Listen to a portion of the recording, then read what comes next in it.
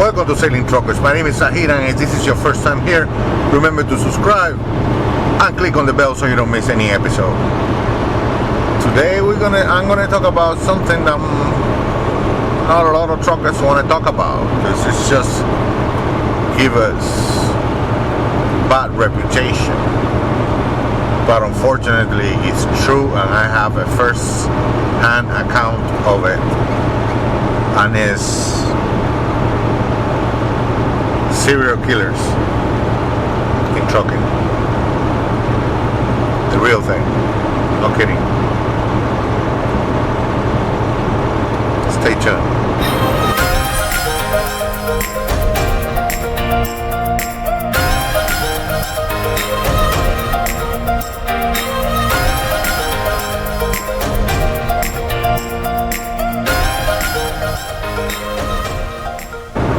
Welcome back.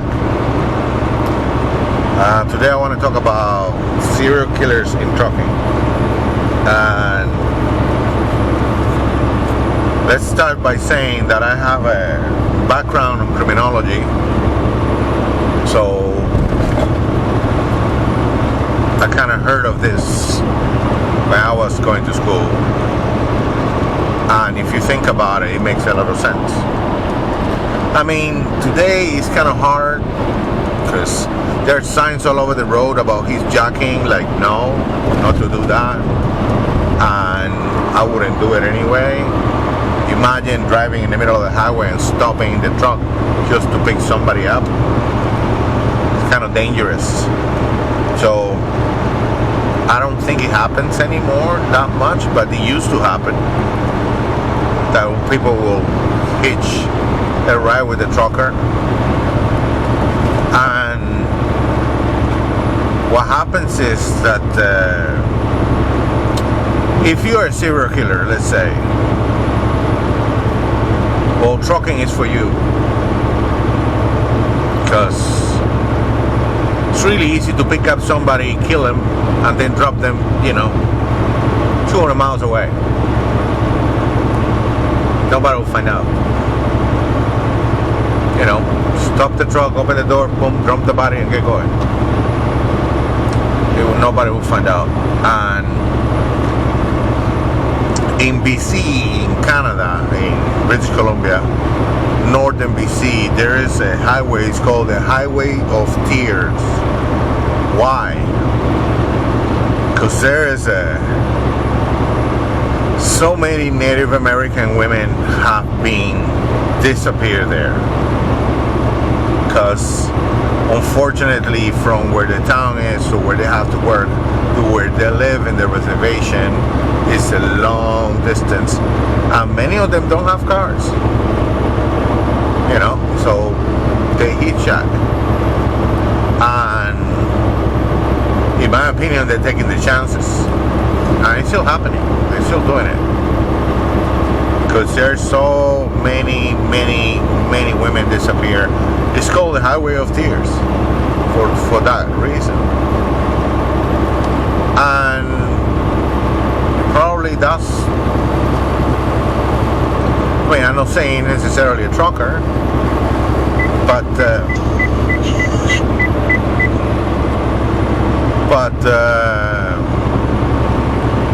yeah, I don't know. But if you are a serial killer, that's the way to do it. Now, this is my personal account of something that happened to me. And I'm not kidding about this. When I was a rookie, freshly out of the academy, freshly out of trucking school,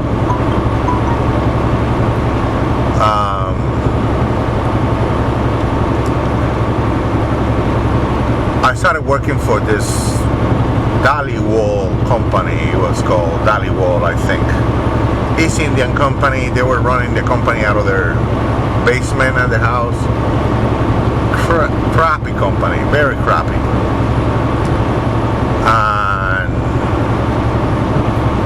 I was a rookie. I needed to get some experience. So, you take whatever you can. So I signed up with these guys, and they let me drive for them, and I drove for them for like, I don't know, a month maybe, because at the end they didn't even pay me. But for the experience, so they put me with the guy, older guy, and we were doing trips to Calgary and Vancouver in the winter, and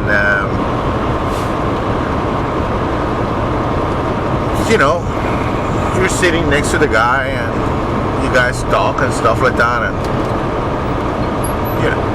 I don't know, the conversation came out that he was in prison, and he got out, and and been out and stuff like that, and one of those things that I asked him, like, so what did you go for, guy to guy, right? He said that him and a couple of his buddies got into a bank and robbed a bank and took hostages and stuff like that, and that's why he did 20 years. I mean, it was amazing for me. I mean, at the time, I remember I was like, oh, you really went for that, like, old Western kind of thing, like, you guys are crazy. Like, what were you thinking? Like, that was stupid. But I was trying to be sympathetic, though I don't condone any of that behavior. But yeah, that's what he said. So as it happens, one of my girlfriend's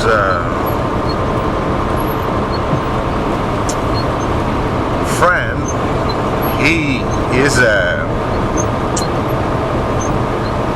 parole officer, and we're having dinner and stuff like that at home. Him and his wife, my girlfriend and I, we're having dinner, preparing dinner, and we're pretty good friends. And I don't remember how the conversation came out that I mentioned his name, and he went like, are you talking about, and then he said name and last name of the guy, and I went like, yeah, that guy, yeah, exactly, that guy. He went like, and that's your partner driving? I go like, well, yeah, the company put it on me, and he's like, that's not a good guy. And I start pressing him, and he was like, no, dude, it's confidential. I can talk to you about my clients, cannot talk to him. And I went like, hey, you need to talk to me. You need to tell me what's happening here, because I mean, if it's that serious, do I want to really drive it with this guy? Anyway, the point was that he told me, and what happened was that this guy apparently took a woman, hold her for just him for I don't know whatever time, and bury her alive. He buried her alive. And I don't remember what happened after that. The problem is that he got caught, and apparently that wasn't his first. It happened before. He had a long rap sheet of that kind of behavior until culminated into that. And that's the other thing, when I was talking to him, not to my friend, but to this guy, I always like, why don't you go to the States? And he's like, no, I don't like going to the States and stuff like that. Because he cannot get a passport. If you have a criminal record or long criminal record, especially if you have a violent criminal record, you cannot get a passport, you cannot go the other way, cross the border. So That was a wake-up call. Big time. I mean, the guy didn't wanted to drive alone. He didn't want to drive in a team anyway, which I understand. Nobody likes to drive in a team. But I also think that alone he could do whatever he wanted. You know? So he's still out there. It's disturbing. It's a very disturbing thought. So, yeah. It's not an impossibility. I don't think, I mean, at any time in North America, there are 30 serial killers free. At any time. I know this by statistics. Okay, at any time in North America, there are 30 serial killers roaming the American Canada. Okay, so, and for some that's geographically, for some reason, they all like Seattle. I don't know why, but you know, for some reason at one time during their life, the ones that have been caught, because a study has been done always about the serial killers that have been caught. You know, from Ted Bundy to, you know, Clifford Olson, all of them. It's always, they always at one point or another live in Seattle or Vancouver. Something about the Northwest that they like for some reason. But in any case, I mean, how many truck drivers exist? Thousands. So statistically, from 30 serial killers that exist in North America, Canada and United States, the chances are that you're not going to meet one in trucking, but that doesn't mean that they don't exist. Okay? So that's the one thing that truckers don't want to talk about. They don't like to talk about because it just gives bad reputation to us. Okay? But it's something that you need to be aware of. Alright? Especially in the, I mean, the way I see it, the truckers that are crossing borders, I mean, you could be a serial killer and never been caught.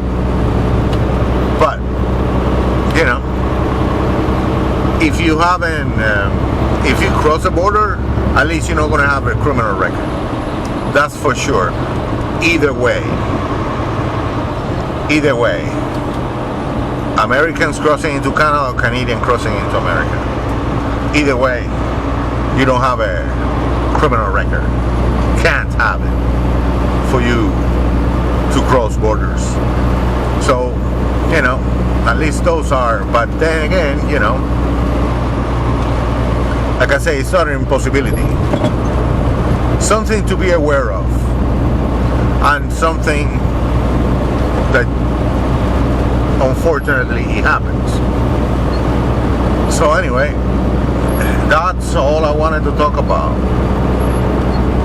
today and keep you into perspective.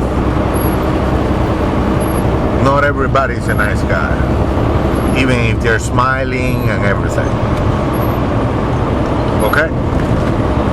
Anyway, I hope you like this video, and if you want to learn more about trucking advice, click on that link.